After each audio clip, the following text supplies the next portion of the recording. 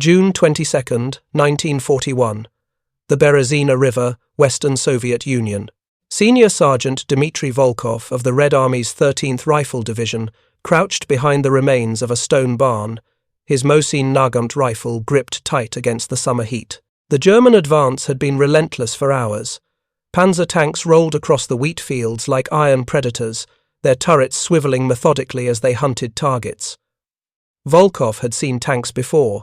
He understood their threat: artillery shells, machine gun fire, the mechanical thunder of treads crushing earth. But what emerged from the tree line that morning was different. The tank looked ordinary at first.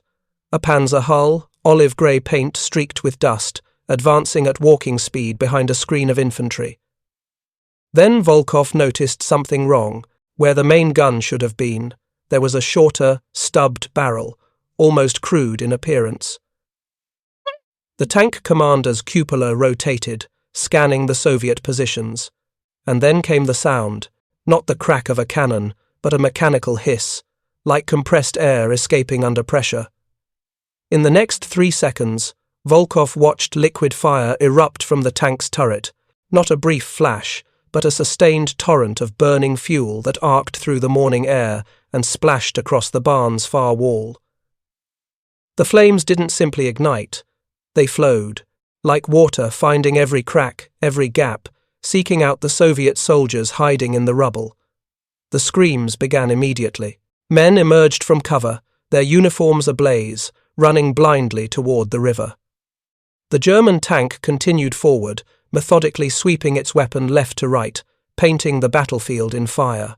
If you're enjoying this deep dive into the story, hit the subscribe button and let us know in the comments from where in the world you are watching from today. Volkov scrambled backward, his rifle forgotten.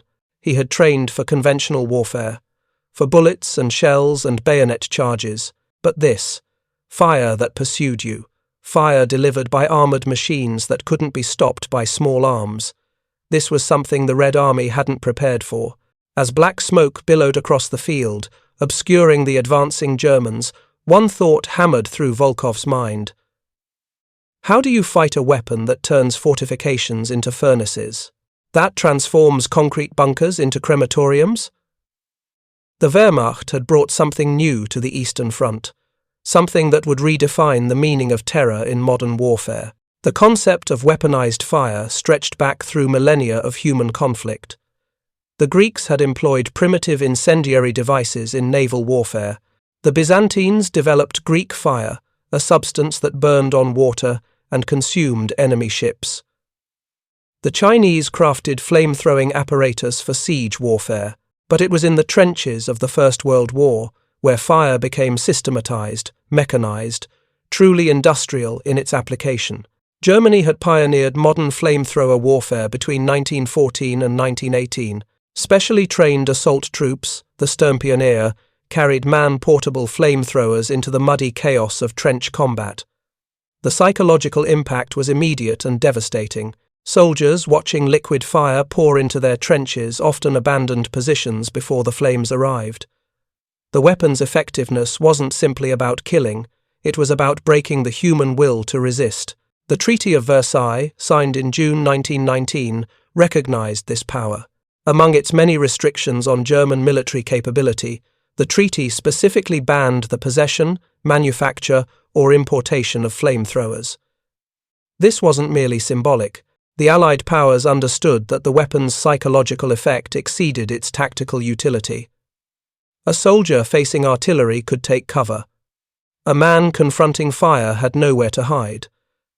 But treaties were paper, and by the time Adolf Hitler consolidated power in 1933, Germany had begun quietly dismantling the constraints imposed after the Great War.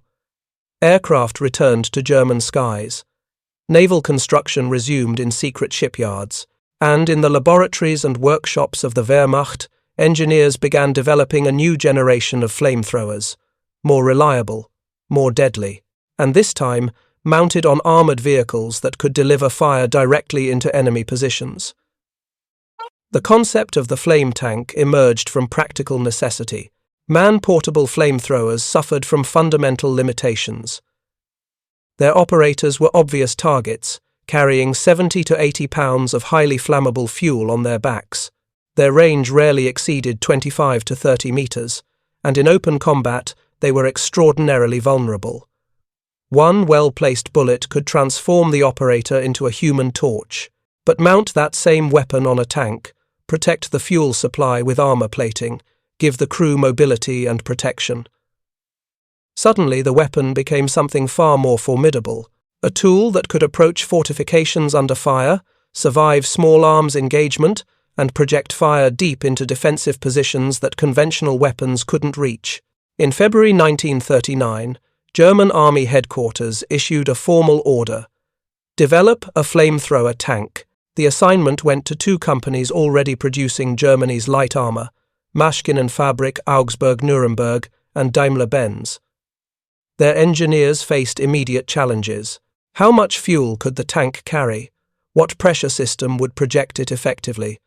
How would the ignition system function reliably in combat conditions? And perhaps most critically, how could they disguise the weapon's purpose from enemy observers? By July 1939, just 2 months before Germany invaded Poland, the first prototype rolled out of the factory. Based on the Panzer II Ausf-D chassis, the vehicle was designated Flammpanzer II. Local troops nicknamed it the Flamingo. The design was ingenious in its brutality. 2 flamethrowers were mounted on the front corners of the hull, positioned at 180 degrees to each other. Each weapon had its own armored fuel tank mounted externally, containing 160 litres of flammable oil, a mixture of gasoline and tar that burned with exceptional intensity. The system operated through compressed nitrogen stored in pressurized tanks. When the commander pressed the firing pedal, nitrogen forced the fuel mixture through the nozzles at tremendous pressure. An acetylene lighter ignited the stream as it emerged. The result was a jet of liquid fire that could reach 25 to 35 meters. Not a brief burst, but sustained flame that flowed like burning water across the ground, seeking out every depression, every hiding place. The Flammpanzer II carried enough fuel for 80 separate bursts, each lasting approximately 5 seconds. But the weapon had weaknesses. The tank's armor was thin, just 14.5 to 30 millimeters. Adequate against rifle fire, but vulnerable to anti-tank weapons. The externally mounted fuel tanks were exposed, making the vehicle extraordinarily dangerous for its crew if penetrated. And the weapon's range, while terrifying, was still limited. Effective use required closing to within 30 meters of the target, well within range of enemy anti-tank rifles and infantry weapons. Still, the psychological mathematics were compelling. One Flammpanzer II could neutralize fortified positions that might require hours of artillery bombardment. Infantry advancing behind flame tanks found enemy resistance often collapsed before physical contact. Soldiers willing to face bullets and shells would abandon their posts rather than face incineration. The Wehrmacht recognized this. By March 1940, 143 Flammpanzer II tanks had been produced.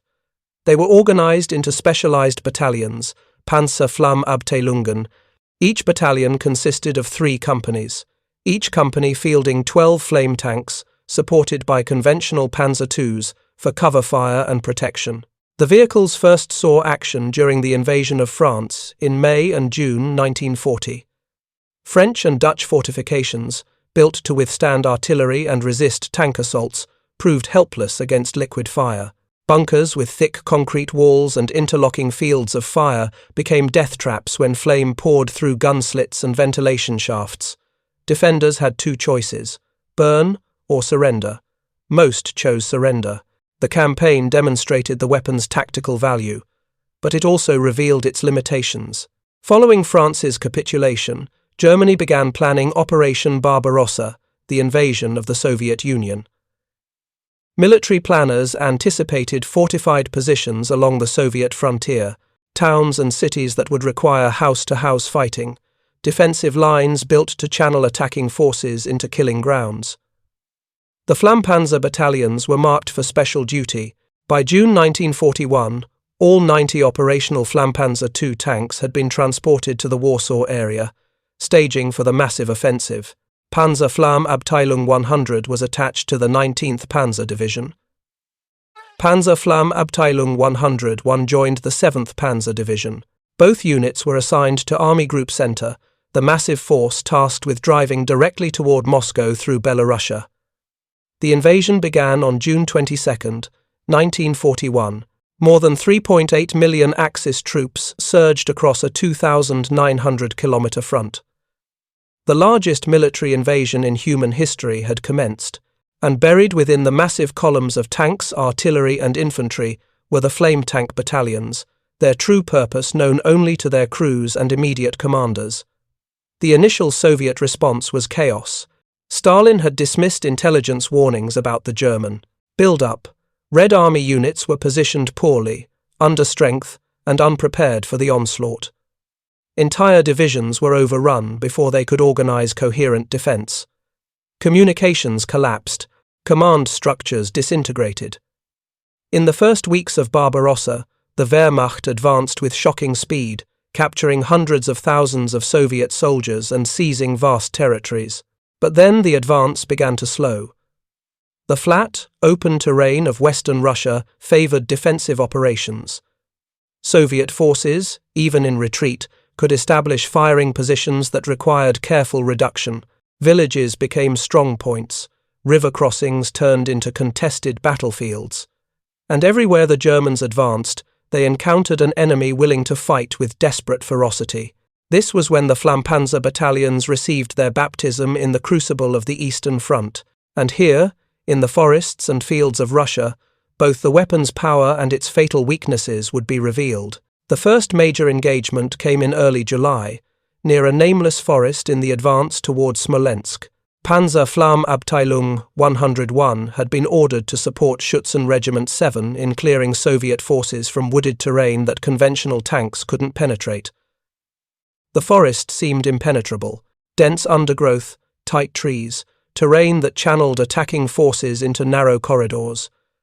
Soviet machine gun positions commanded every approach. When German infantry attempted to advance, they were met with devastating fire. Casualties mounted. The attack stalled. The battalion commander made the decision to employ the flame tanks differently. Rather than attempting to enter the forest, the Flammpanzers would burn it down. The 2nd and 3rd companies, supported by conventional Panzer IIIs, positioned themselves at the forest's edge. Then the flames began. Burst after burst of liquid fire poured into the undergrowth. The summer dry vegetation ignited immediately. Within minutes, entire sections of forest were ablaze. The smoke became so thick that Soviet gunners couldn't identify targets, and then the screaming started. Soviet soldiers, concealed in fighting positions throughout the forest, found themselves surrounded by fire. The flames moved like a living thing, flowing through the underbrush, consuming oxygen, generating heat that made breathing impossible. Men emerged from their positions, hands raised in surrender, their faces blackened by smoke. Others ran deeper into the forest, only to encounter more flames. By 11 in the morning, the forest had been secured. The German infantry advanced through smouldering corridors, finding abandoned positions, and Soviet soldiers too stunned to resist effectively. The battalion's after-action report documented the engagement's statistics. Several light machine guns destroyed, 11 heavy machine guns neutralized, 1 mortar, 2 cars, 3 trucks, and 1 tank eliminated. The report estimated 100 to 150 Soviet soldiers killed by flamethrower or machine gun fire. German casualties: 0. Not a single man lost. Not one vehicle damaged. The mathematics seemed impossible. A conventional assault on that same position might have required days and cost dozens of German lives. The flame tanks had accomplished it in hours without suffering a scratch, but this tactical success masked deeper problems. The Flammpanzer II's thin armour, adequate against French fortifications, proved dangerously vulnerable on the Eastern Front. Soviet anti-tank rifles, standard equipment in Red Army rifle divisions, could penetrate the vehicle's side armour at most combat ranges. The externally mounted fuel tanks became obvious targets. When Soviet soldiers realized what they were facing, their tactics adapted. Rather than fleeing from the flame tanks, experienced Red Army units began targeting them specifically, understanding that a penetrating hit to the fuel system would eliminate their threat spectacularly. By late 1941, reports from the front painted a grim picture. Flammpanzer losses were mounting. The vehicles that had terrified French defenders were being systematically destroyed by Soviet anti-tank weapons. The weapons' limited range, just 30 meters, meant the tanks had to close within easy range of enemy fire, and unlike conventional tanks that could engage from distance, flame tanks had to expose themselves completely to be effective. The risk-reward calculation was tilting toward unacceptable. In December 1941, as the German advance stalled before Moscow and the brutal Russian winter set in, the Wehrmacht made a decision. The surviving Flammpanzer II tanks would be withdrawn from frontline service. Most were transported back to Germany, where they were converted into Marder II tank destroyers. Their chassis would serve the war effort, but not as flame tanks. The weapon had proven too vulnerable for the realities of Eastern Front combat, yet the concept hadn't failed. The psychological impact remained undeniable. Soviet soldiers feared flame weapons more than almost any other threat. Intelligence reports from captured Red Army personnel consistently mentioned the terror that flame attacks inspired. The problem wasn't the weapon's effectiveness, it was the platform. The Flammpanzer II was simply too lightly armoured to survive long enough to employ its weapon consistently.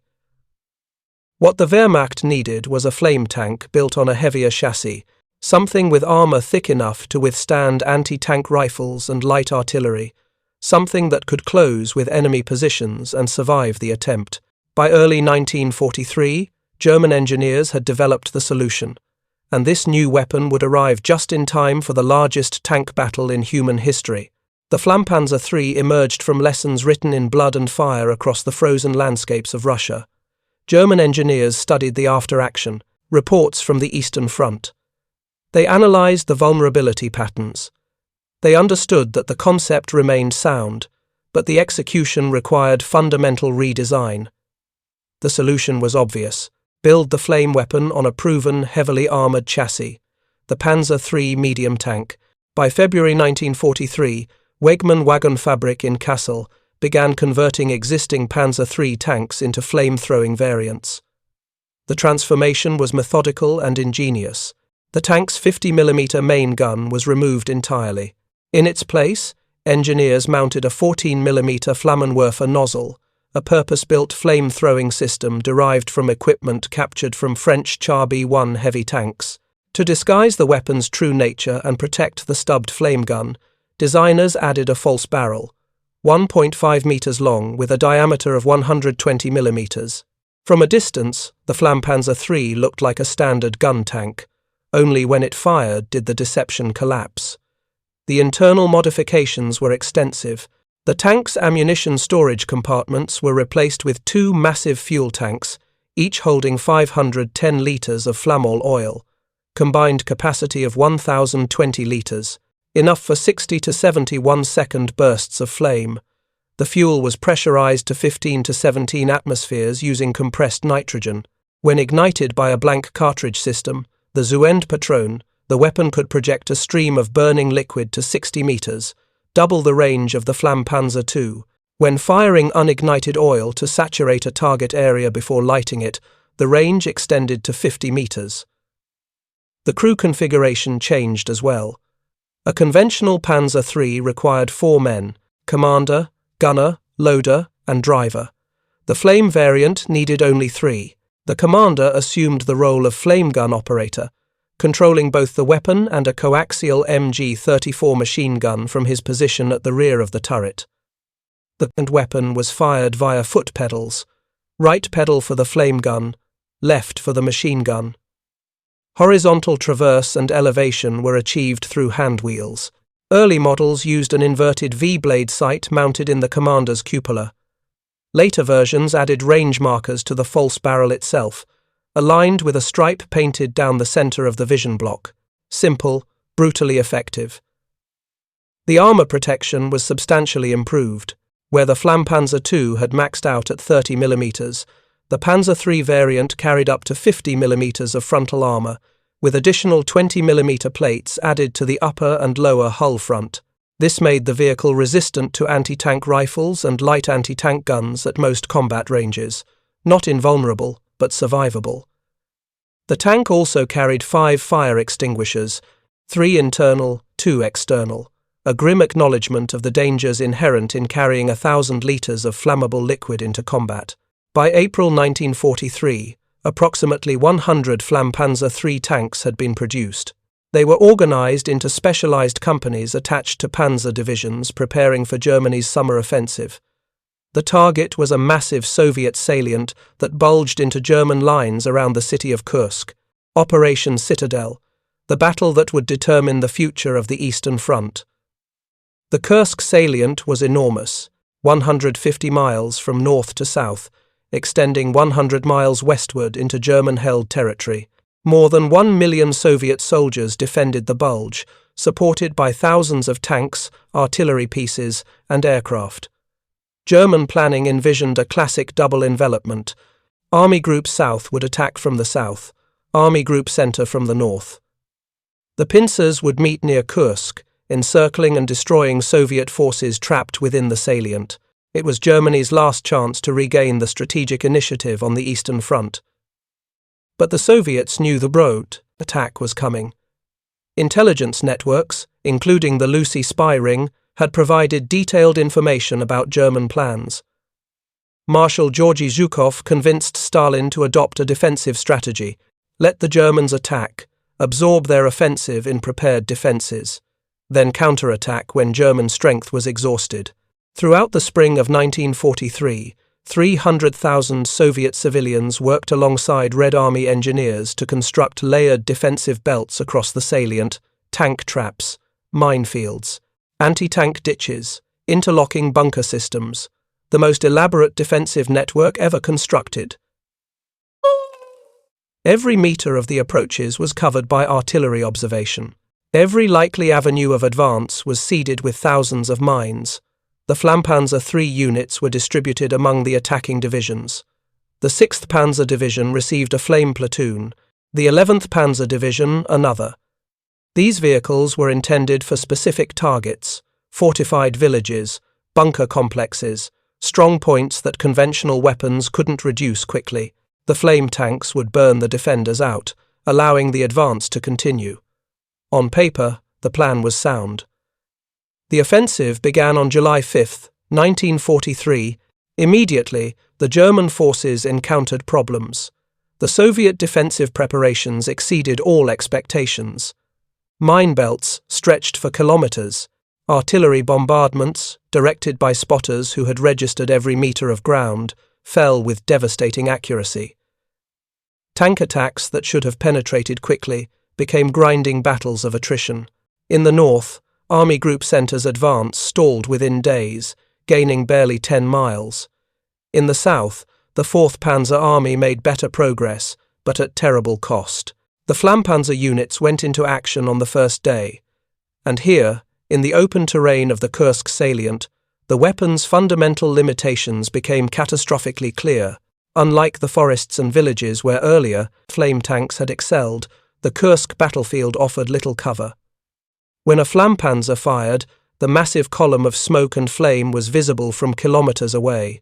Soviet anti-tank gun crews, positioned in carefully camouflaged positions, had clear fields of fire across the flat steppe. The moment a flame tank revealed itself, every anti-tank weapon in range opened fire. If you find this story engaging, please take a moment to subscribe and enable notifications. It helps us continue producing in-depth content like this. The first action reports told the story. 2 Flammpanzers destroyed immediately. The crews barely had time to fire before Soviet 76mm anti-tank guns found their range. The burning fuel from ruptured tanks created smoke screens that actually helped Soviet defenders identify German positions. What was meant to be a terror weapon became a beacon, drawing fire from every direction. German tactical doctrine was hastily revised. Flammpanzers would only operate in areas with adequate cover. They needed conventional gun tanks providing suppressive fire, and most critically, they could only be employed where the terrain allowed them to close within 60 meters of enemy positions without crossing open ground under observation. These requirements severely limited the weapon's utility. The Kursk battlefield, carefully prepared by Soviet engineers, offered few opportunities for flame attacks. Where bunkers existed, they were positioned to provide mutual support, with anti-tank guns covering approaches. Village strongpoints were surrounded by minefields and registered artillery zones. The few times Flammpanzers successfully attacked fortified positions, the tactical gains were real. Soviet soldiers fled bunkers rather than face the flames. Entire platoons surrendered when they saw flame tanks approaching. But the operational cost was unsustainable. For every successful flame attack, another Flammpanzer was destroyed or damaged.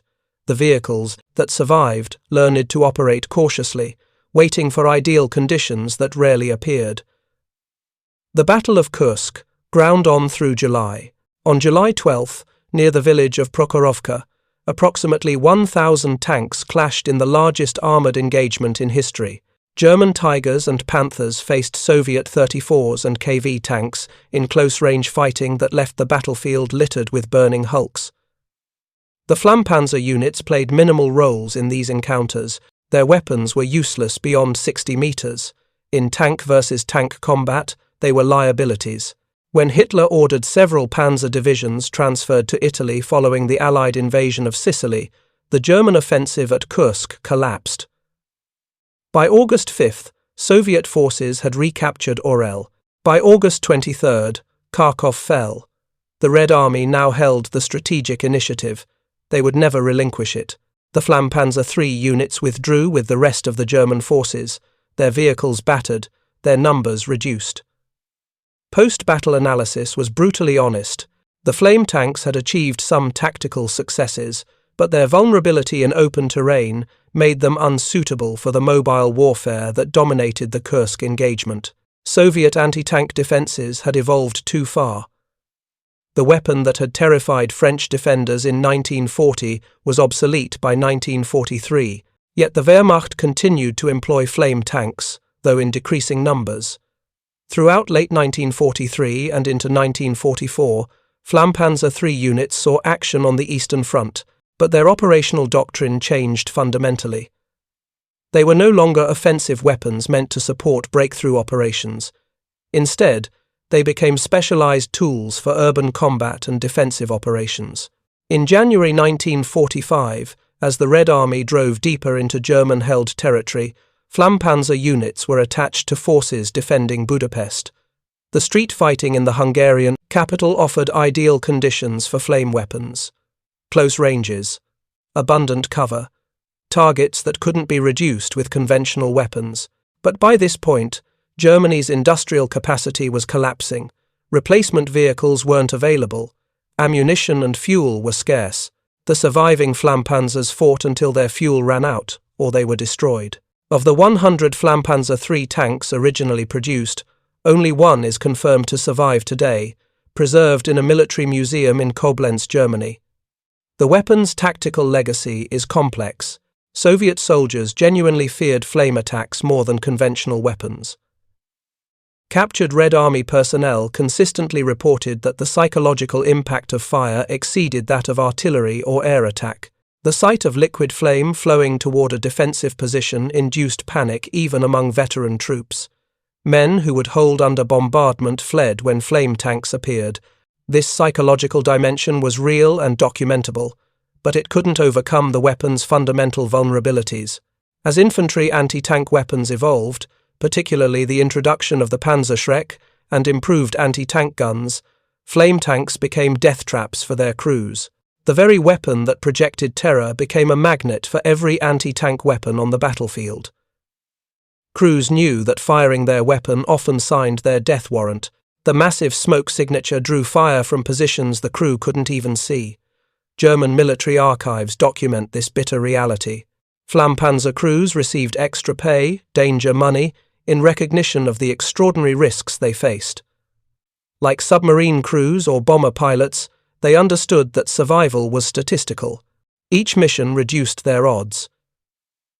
Many veterans of flame tank units never spoke of their service after the war. The memories were too dark. The weapon they'd operated was effective, but morally troubling, even by the standards of total war. There were also persistent rumors, never fully documented, that captured flame tank crews were executed by Soviet forces. The weapon's perceived inhumanity made its operators targets for retribution. Whether these executions actually occurred remains historically uncertain. No specific verified instances exist in the archival record, but the fear was real among German crews. They understood that if captured, their fate might be worse than conventional prisoners of war. This knowledge added another layer of psychological burden to men already operating the most dangerous vehicles on the battlefield. The final assessment came not from propaganda or military doctrine, but from cold mathematics. Flame tanks had been discontinued in favor of conventional assault guns and tank destroyers. The Panzer IV, Germany's most versatile tank chassis, was never converted to a flame variant, despite being adapted for nearly every other battlefield role imaginable. This absence spoke volumes. If flame tanks had been tactically decisive, they would have been mass-produced on the best available platform. Instead, Germany's weapons industry concluded that the concept had reached its limit. The weapon that had seemed revolutionary in 1940 was obsolete by 1944, but the psychological knowledge gained wasn't wasted. German engineers developed alternative incendiary weapons for defensive warfare. The Flammpanzer 42, a single-shot disposable flamethrower that could be buried like a mine and triggered remotely. By June 1944, approximately 50,000 of these devices had been emplaced along likely Soviet advance routes. When triggered in clusters, they could create instant walls of flame across entire sectors. This was the final evolution of German flame warfare. Not mobile tanks, but static area denial weapons. Terror employed to slow an enemy advance, buying time for retreat rather than supporting attack. The irony was complete. Germany had pioneered modern flame warfare with the goal of breaking enemy defenses. By war's end, they were using fire defensively, trying desperately to slow the Red Army's inexorable advance toward Berlin. The weapon that was supposed to enable conquest had become a tool of desperation, a last resort for an army that knew it was losing. The true test of any weapon isn't its tactical effectiveness in isolated engagements, it's whether it changes the strategic outcome of the war. By this measure, the German flame tanks failed absolutely. They terrified soldiers, they cleared fortifications, they achieved local tactical successes that saved German lives in specific battles. But they didn't alter the fundamental trajectory of the Eastern Front. The Soviet Union's advantages in manpower, industrial capacity, and strategic depth proved insurmountable. No amount of psychological warfare could compensate for Germany's shrinking resources and overstretched front lines. The Wehrmacht's experience with flame tanks revealed a deeper truth about modern warfare. Terror weapons have diminishing returns. The first encounter with a new horror produces panic. By the third or fourth exposure, soldiers adapt. They develop countermeasures. They learn to target the weapon system specifically. What begins as revolutionary becomes routine. Soviet forces demonstrated this adaptation perfectly. Early encounters with Flammpanzers produced mass surrenders and defensive collapses. By Kursk, Red Army anti-tank crews specifically trained to identify and eliminate flame tanks. The psychological advantage evaporated as quickly as it had appeared. This pattern would repeat throughout the war. Every terror weapon Germany developed, the V weapons, jet aircraft, advanced U-boats, followed the same arc. Initial shock, enemy adaptation, diminishing returns. The flame tanks were simply the first to demonstrate this principle on the ground. There's also the uncomfortable question of morality. Even by the brutal standards of the Eastern Front, flame weapons occupied a special category of horror. Death by fire is among the most painful ways to die. Soldiers on both sides understood this instinctively.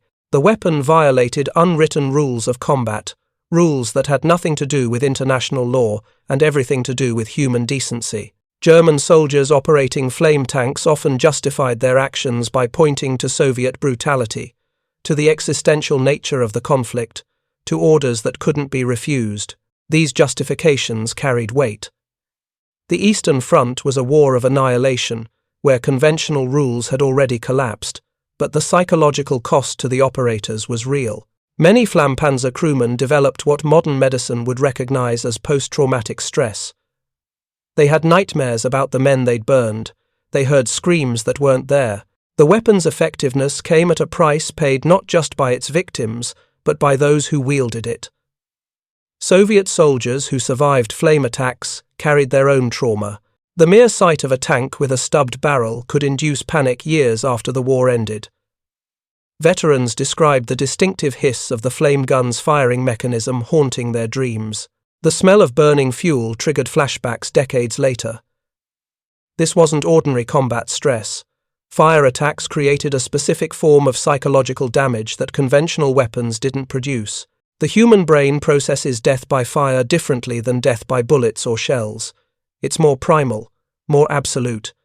The trauma cuts deeper and heals slower. By war's end, both sides had reached an implicit understanding. Flame weapons were effective but ultimately counterproductive. The tactical gains didn't justify the moral and psychological costs. This understanding would influence post-war weapons development across all nations. When the United Nations began codifying rules of warfare in the decades after 1945, incendiary weapons received special attention, not banned outright, but restricted, hedged with conditions, acknowledged as occupying a grey zone between legitimate military force and war crimes. The German Flammpanzers left one other legacy, largely invisible but profoundly influential. They demonstrated to American and British military planners the potential of mounted flamethrowers, while also revealing their limitations. This intelligence directly influenced Allied flame tank development. The American M4 Sherman flamethrower variants used in the Pacific, the weapons that proved so effective at Iwo Jima and Okinawa, incorporated lessons learned from studying captured German flame tanks. Better armor, improved crew protection. The Allies learned from German mistakes and built superior weapons. This technological transfer happened invisibly, through intelligence reports and captured equipment analysis.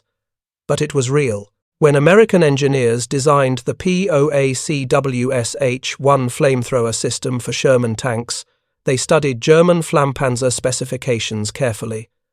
They noted the external fuel tank vulnerabilities. They observed the smoke signature problems. They incorporated solutions that addressed every German design flaw.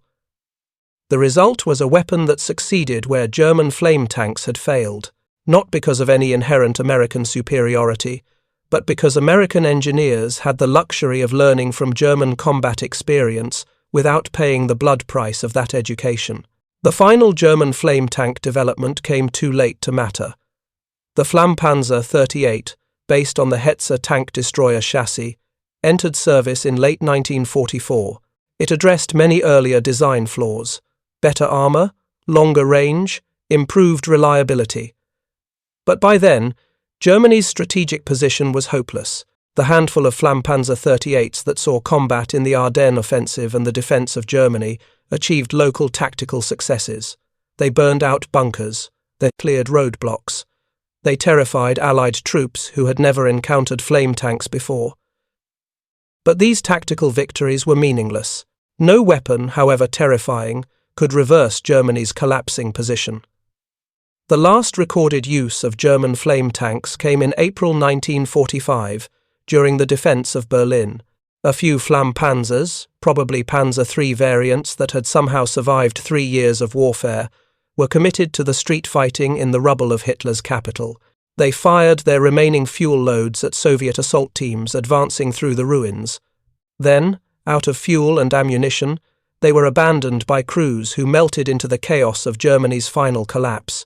Those tanks were likely scrapped by Soviet recovery teams or simply left to rust in the ruins. Today, historians debate the Flammpanzer's place in World War II history. Some argue it was an effective tactical weapon undermined by poor strategic employment. Others contend it was a terror weapon that violated norms of warfare. Both perspectives carry truth. The flame tanks were tactically effective in specific circumstances. They did clear fortifications. They did save German lives in certain engagements, but they were also instruments of exceptional cruelty, weapons that killed in the most horrible way imaginable. That duality makes them uncomfortable to discuss.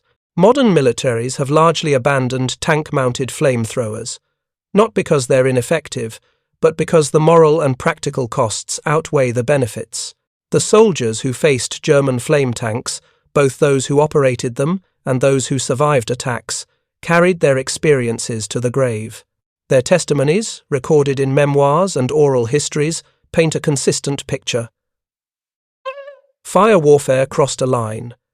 It wasn't honorable combat. It wasn't even ordinary brutality. It was something worse. A perversion of technology that transformed killing into torture. When Sergeant Dmitri Volkov, the soldier who witnessed the first Flammpanzer attack in June 1941, was interviewed by Soviet historians in 1968, he described the experience with words that captured its essence. "We feared artillery. We respected the Tiger tanks. But the flame tanks, we hated them, not with soldiers' hatred for the enemy, but with something deeper. They weren't weapons. They were abominations." That judgment, harsh but understandable, represents the flame tank's true legacy. A weapon so effective, it became morally intolerable. Technology that achieved its tactical purpose while violating something fundamental about human warfare. The German Flammpanzer succeeded in its narrow military mission. It cleared fortifications, it broke defensive lines, it terrified enemies, but in doing so, it revealed the limits of what warriors could accept, even in total war. That revelation mattered more than any tactical victory. The story of German flame tanks isn't ultimately about engineering or tactics. It's about boundaries, about lines that even in the worst war in human history, soldiers on both sides instinctively recognized shouldn't be crossed. The flame tanks crossed those lines. They paid for that transgression with obsolescence, not because they stopped working, but because the armies that employed them understood, however dimly, that some weapons exact costs greater than any victory can justify. The fire that was meant to win battles ended up illuminating truths that military planners preferred to leave in darkness. Thank you for watching.